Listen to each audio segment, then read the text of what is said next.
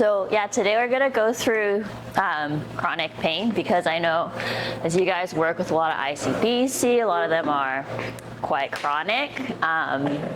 And so I just wanted to ask you guys first, what has been your experiences with people with chronic pain? How did you manage it? What seems to work for you? What seems to be a bit harder? It's a question for you guys. Have you guys worked with clients who you feel like has had chronic pain? Yeah? I think it's the hardest part for chronic pain is finding like the sweet spot of when push it, when you can't, because they're always in pain. You have to do something. Yeah. So like finding like, okay, like, is this your baseline pain? Is this worse? Because like some people like, oh, it hurts. Like, it hurt at rest. Yeah. It hurt when you were lying down. So it's like, is that fine? Yeah. And then, trying to keep what's okay. So how do you gauge what's okay for them? Try and find, okay, like, how are you feeling right now? Oh, it hurts. Okay, this is like your baseline, right? Yeah. If it still hurts like this when we're working out or doing these exercises, that's okay. If it gets worse, or sharper,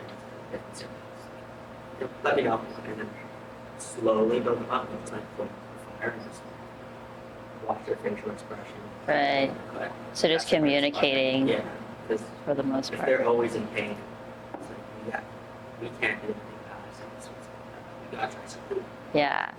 Yeah, for sure.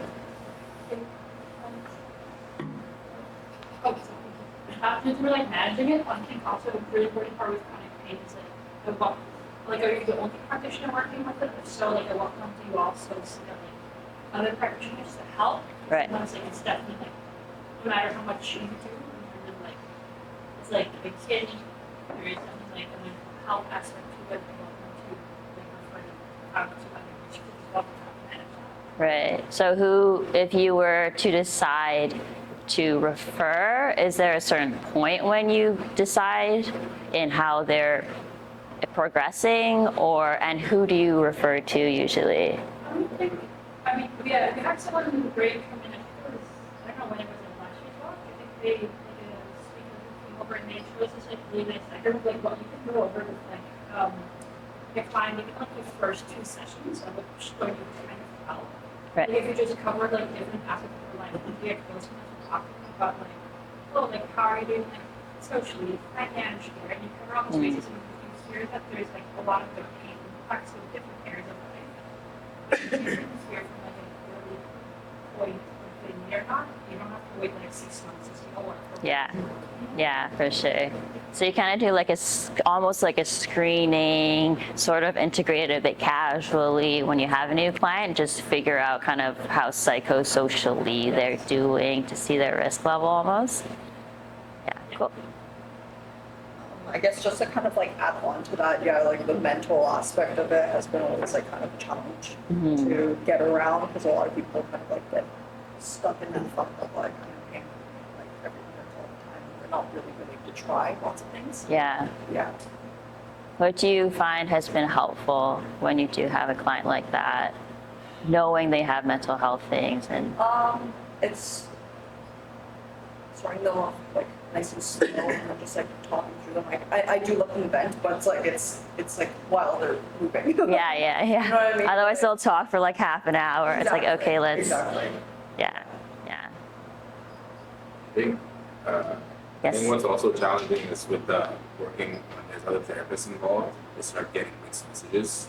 A client recently told me that I think they went to see a pain specialist or a neurologist or something, and they were basically told that, some form of weight training might increase that, so stay away from weights. Yeah. Right? Because now they can't differentiate between being sore or being in pain all the time. So Yeah. that becomes a challenge when they tell you that, so they're like, well, this is true, and then you have to kind of find a middle ground solution that, okay, fine, if you really think that this heavy weight is causing, or heavy weight is causing you this pain, find a middle ground, let's try resistance, right? Let's do something different, let's do like, I don't know, like static strength or static holds or some kind of band resistance, right? So that's also a challenge, right? Yeah, that's a really good point because clients do get so many different messages from different therapists or specialists or doctors, and a lot of them don't understand pain at the same level as other people in that healthcare setting. So it's super confusing for the client, and it's really hard for you to manage to be like, oh, I don't agree with what the pain specialist said, you know, or just like mechanically they might not understand that part. There's just so many nuances to it. Yes, Mary Rose. I don't on the same line of what you said earlier. I have trouble with just gauging somebody's pain, like I'll use the pain scale sometimes if they're doing exercise. And 1 week you will feel pain, the next week there will be no pain. And it's just when the numbers go from 3 out of 10 to 7 out of 10, it just, I don't know, sometimes I feel a little lost. And like, you know, how at the beginning of session you ask clients, how was your sleep last night, or did you go for a walk yesterday? Like, if they're very sedentary. Yeah. Even when it seems to be like consistent, they're kind of consistently doing what's good, like walking, for example, Yeah. or whatever it is. It's just like every time you see them, the pain is just up and down and up and down, and that's just really the most challenging part, I think. Yeah. It's like 2 steps forward, 1 step back. Yeah, it can definitely be really frustrating, I think, both for the client to have this experience and then also the therapist, because you want to see them get better over time, and then it's just like, why is there no pattern here from what you feel like you're doing with them? We're just gonna move on because I think we're short on time anyway. So just the objectives for today. So by the end of this lesson, we'll be able to describe the physiological differences between chronic pain and acute pain. We're going to talk about what central sensitization is and how it affects their pain experience. And because you guys work with a lot of like car accident clients, we also want to just become aware of how perceived injustice actually affects their experience of pain, and then how to modify your sessions to gear a little bit better towards people with chronic pain. So what is pain? Does anyone want to try to define what it is? Or what do you think it is? French bread. Jordan? Pain is basically like an output of the body based on the sensory input that it's receiving. It's just a perception of threat. Like pain is not necessarily equaling damage, but it's just the body's perception that, hey, that this might be an issue, and it's worth attention. That pain is just your body's trying to tell yourself, hey, maybe like don't do this, or like maybe take a look at it, and then that chronic routine kind of changes how that's facilitated. Yeah, for sure. That's pretty much it. It's just like a perception that the body has to threat, and it's both from external input but also internal input of like your brain, your nervous system, and that changes how much you feel. So according to the International Association of the Study of Pain, they just describe it as an unpleasant sensory and emotional experience associated with actual or potential tissue damage. So tissue damage might not even have anything to do with what they're feeling, and this is more so the case when someone does have chronic pain. So it's essentially like what Jordan said, it's a sense of like threat. So we look at it more as an alarm system. So there's no single pain area in our brain. It's like your motor cortex, your sensory cortex, all your emotional systems. It's just an interpretation of all of these signals together, and then that manifests in whether you feel pain or not, or how intense it is. So it's pretty much just warning you of current damage, approaching damage, or any situation similar to the past where you experienced a threat, then you might feel it in that way at the time as well. The sensitivity of it depends on how wound up the central nervous system is. So it's basically if your nervous system feels more dysregulated, you feel like it's really threatened, then you're more likely to feel pain, or you'll feel higher levels of it. So when we were talking about earlier how sometimes you have a client, one day it's like a 3 out of 10, the other day it's 7 out of 10, 7 out of 10 day, probably their system's just a bit more wound up and they're just feeling a little bit more that day, and it's sometimes it doesn't have anything to do with how the tissues actually are doing that day. It's just they feel threatened. So we're just going to go through the differences between acute and chronic pain. We'll go through acute pain first, very simple. Usually they describe it as 3 to 6 months or so. It's more accurate reflection of tissue damage. So it's essentially your tissue gets irritated, releases some chemicals, nociceptors or pain nerves pick it up. It can send some danger signals to the brain, and then you perceive it this way. But it's also very modified by how your CNS is doing, your central nervous system. So your attitude, belief, previous experiences, personality, mood. Like I find people who are more neurotic types of personality tend to feel a little bit more pain, or if you're just in a bad mood or like any type of stressors, like we talked about, like financial, bad sleep, all of those things will affect it. But yeah, its purpose is just to protect us. To change or stop your behavior. So it's a good response to have this type of pain because it just protects you. For example, if you're cooking dinner and you accidentally touch the hot stove, then you're going to have this reflex to pull away to preserve your body. With chronic pain, they usually just define it as 6 months or more. Sometimes it really just is a mechanical cause, which no one's been able to figure out yet, but there's still a lot of changes regardless if it's quite a mechanical cause or not. So it's just a less accurate reflection of the extent of tissue damage. The person usually has more difficulty understanding what physical sensations that they are having and how threatening it truly is from an external standpoint or a physical standpoint. Central sensitization is just your nerves are more sensitive to creating like a pain experience. And then we have something called brain smudging. So we're just going to go through that. So smudging is basically, we all seen this homunculus before. So this one is the sensory one and this one's the motor one. And for each area of your brain, it has a certain area of mapping of different parts of your body where, like, say your hands and your face, very sensitive for discrimination, and other areas it's not. So when you've been in pain for so long in a certain area, it's almost like it's smudged together. So you're not sure where the pain is coming from. So say, for example, in this area, if someone had shoulder pain and that's where the actual tissue irritation was, and you've had this pain for a while, what will happen is they're not going to be able to localize it very well. It's almost like they'll start to feel it in like the upper arm, into the elbow or the neck. Because this whole area is just the axis of it is all like smudged together. And so that's where you'll see a little bit more traveling pain in people who have chronic pain or have had injuries that haven't really been resolved for a while. And then same with the motor area. So you'll have the smudging there. So a lot of them don't have as good proprioceptive awareness because it's all smudged together. Like they think they're moving a certain area, but they literally just in their brain, they don't have as good of an ability to know where certain areas of the body are for movement. Does anyone have any questions about that? Does that make sense? So it's really hard for them to even know how to control their body just from a sensory standpoint, but also from a motor control standpoint.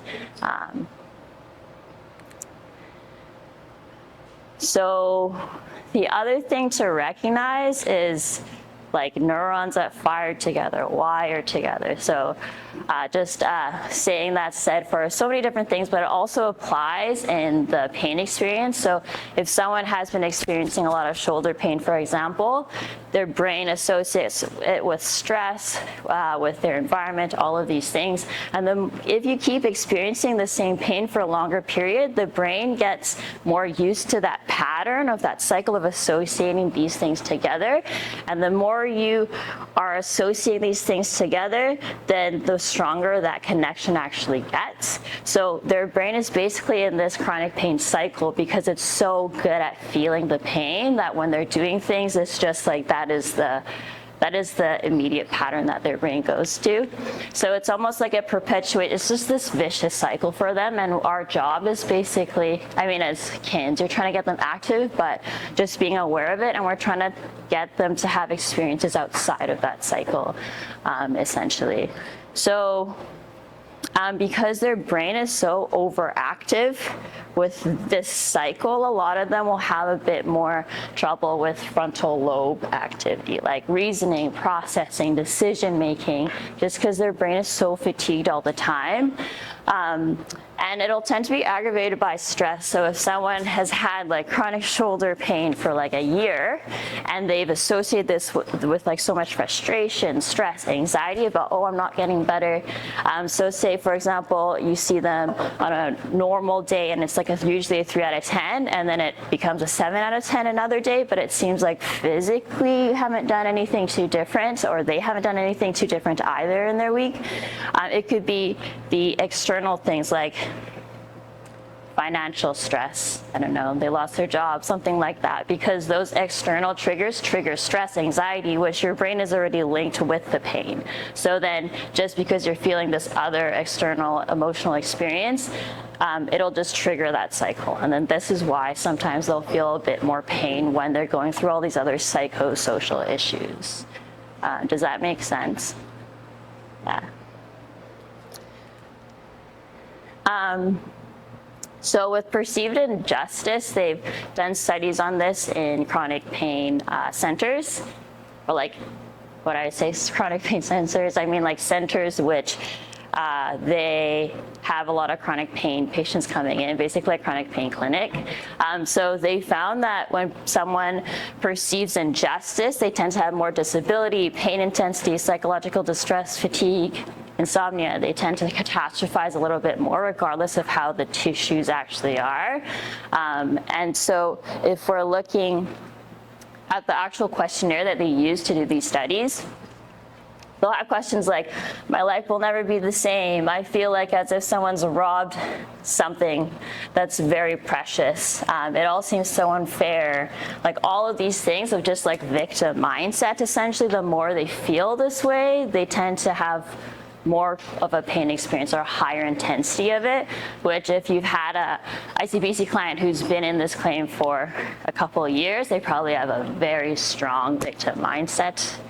Or more likely to, just because they've had this. So when they broke this down to kind of the themes of these questions, one of them is just how severe it is or it's irreparable. The other one is the blame and unfairness. And then the last one is just perceived lack of empathy. So if they perceive that people aren't empathizing with them well, then they're more likely to experience more of this pain. So that's something that we can directly try to address from the kin perspective. So these last two that are more bolded are questions for perceived empathy. So one of them is, most people don't understand how severe my condition is, and I worry that my condition is not being taken seriously. So I understand, like, when you're working with someone who's been in pain for so long, like you feel so frustrated with them, where it might come off in microaggressions sometimes because it's not about them, it's just you feel like your job here is to help them, but they're not really getting better. But when we show that to clients, they might feel that they're not being taken seriously, and then that might actually worsen their pain.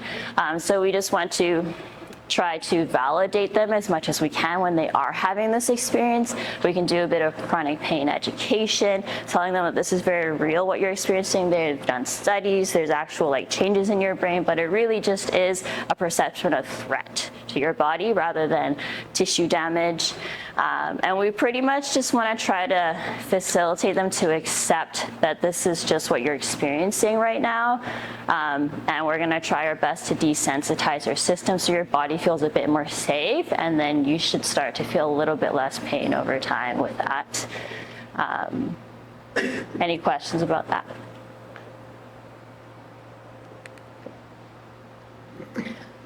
So treatment and management, we're just going to go through things that you guys can focus a little bit more on. So we really just want to desensitize the nervous system. they've done studies where they found that if you do a bit of pain education with clients with chronic pain, that in itself actually reduces their pain, because then they recognize that it's not so much an external threat or a tissue damage thing for them, but it's just their body is sensitized. So then they're more likely to just perceive things as better, and then they'll feel a little bit better. You're basically changing their mood and their attitude towards what they're experiencing. And then we want to, as KINs, promote non-threatening movement. So you do want to get them to move, but you want to make sure that they're feeling safe. So that's where we always want to communicate with them to see how they're feeling throughout different movements. One thing that I find helps a lot is trying to identify with them meaningful activity, something that they used to love to do that they're not doing anymore, or if there's any goals that they have functionally that brings them a lot of joy. Like some people just want to go hiking or go back to tennis, or they used to be in their golden years, I don't know, they played a lot of soccer and they're not planning to go back to soccer, but just identifying something that gives them a lot of positive meaning and then trying to gear your session towards that, and then regularly talking about, oh, we're doing this because this is going to be important for like soccer or this, or just mimic movements of that activity. We don't need to be super specific when we're working with chronic pain clients, because we just want them to feel like they can move while feeling safe, because it's less of a mechanical issue. Once you get that going, then you can like move a bit more into a mechanical thing if you feel like that's also an underlying thing. But I find if someone's nervous system is really dysregulated, it doesn't matter how much you do to have like a mechanical change in how their body's functioning, like it's just not going to be very effective. We also want to encourage integration with the community and basically just building their social support system, because that can help so much with just their mindset, their attitude toward life, and their body as well. And then we can do some pacing education, and really pacing is just trying to have the client not overwork themselves and feel super stressed, because then that's going to make their pain a bit worse. So just talking through with them about taking breaks when they need to, prioritizing activities, figuring out their limits, so that they're not always like pushing their body too far where their system is so stressed and then they have more pain. I had a client recently who I think she was in an accident like in 2018, like a while ago, and she'd been seeing like physio before and then active rehab and counseling, and then she stopped physio because she was a bit better, and then she still had some knee pain when she was trying to get back to running, so she came to see me and had me ask ICBC for more sessions just to restart like this, just to address the knees. So it was quite mechanical when I first saw her. So we were going through some more like knee specific things that we wanted to work on. But then the weeks following, like her knee pain was like constantly there, it got a lot worse, and then she started getting all her back pain again and all her neck pain. She didn't have this before when I saw her, and so you kind of just have to figure out like this isn't like a mechanical thing that we cause, like why is her pain suddenly flaring up? So talking to her a bit more, we found that she basically cut down on a lot of the activities that she did. She used to do like a lot of yoga, maybe like twice a day she would do different types of yoga. She did a lot of cardio, like on elliptical, or like just like fast walking on a treadmill. And then her counselor was on vacation for a couple weeks. So then we figured out basically all of these things that she was doing was regulating her system, and she kind of just took them away. So then suddenly everything was coming back. So instead of focusing on her knee stuff, we were just talking more through trying to get her back to doing all these activities again. Her counselor was coming back, and the second we put all of that back in, the next week she was fine, like no pain. Her knee function was so much better than even the first time that I saw her. So it's just, you have to kind of see this dysregulation of nervous system and make sure you're tackling that first, because that's probably going to be the most effective thing for a lot of these clients. This is more just a summary. So we want to make sure that we're showing them compassion so they don't feel like people are against them, especially the people who are trying to help them. Doing some pain education, exercises towards meaningful activities, some pacing, and then just encouraging them to engage in more leisure activities, especially if there's a social component, that's the best type. They can do meditation, relaxation, sleep optimization things. These are a little bit more outside your scope, but these are things that you can still touch on with them. How are we for time? 20. Okay, perfect. So we'll go through case studies. So we'll say your client, they are a 30-year-old male. They had an accident in February 2020, so it's been like 3.5 years or so. They continue to have constant pain in their left neck and shoulder area, but they have full shoulder range. And then they have worse pain with any type of using their arm, basically. So we'll buddy up in groups of 2 or 3, and then we'll have partner A answer the first ones. So what further questions will you ask the client? What are the importance of those? And then partner B, provide pain education to partner A. So I broke that down a bit more. So explain what pain is, including the differences between acute and chronic pain, and then facilitating their understanding of what central sensitization is. So we'll start with that. But do you guys have any questions about whether it is the case study or the rest of the material that we went through? Or everything kind of makes sense for the most part? Yeah. What do you do when you have like a patient who like wallows in their pain and therefore doesn't ever do anything about it? But they're seeing you because they're under insurance. Yeah, they're an ICBC patient. They're Yeah. like, oh, I want to get better, but like they don't actually do anything about it. They just kind of wallow in pain. I usually just try to get them to do movement that is meaningful to them, like from the exercise part of it.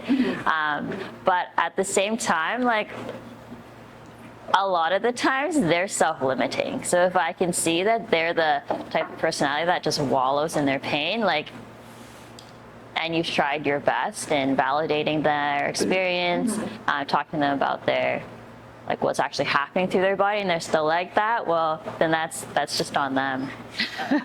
They're a victim. I usually actually refer them to counseling. So if someone's like really resistant, I'll always bring up counseling. It's like ICBC does cover counseling, so you can try to get approval, get a doctor's note for it. ICBC usually will approve it. And then have the counselor talk to them more about that stuff, because that's actually more within their scope of practice. So I have a question. Yeah. Like with regards to ICBC, considering the policy changes and like how much harder it has been to get any approvals, especially for those with chronic pain, I guess how would you communicate to ICBC like why the progress is so limited and like the fact that they're in chronic pain? Yeah, I've actually had clients who are in that exact situation. They've been on the claim for a while, and when ICBC asks you a lot of questions, I just explain to them like what chronic pain is and what that experience is, and then like usually I'll recommend them to also seek another type of therapy, whether it's like counseling or some OTs do a lot of more psych work. So then I'll like recommend ICBC to cover those while they continue to see you. Because ICBC usually I find like if they say anything about a chronic pain client, it's like, well, tissue healing is supposed to be within this time period, right? But they've been here for 2 years or whatever. And it's like, well, chronic pain works a little bit different in this case. They have all these other things working on, so we do want to address those things.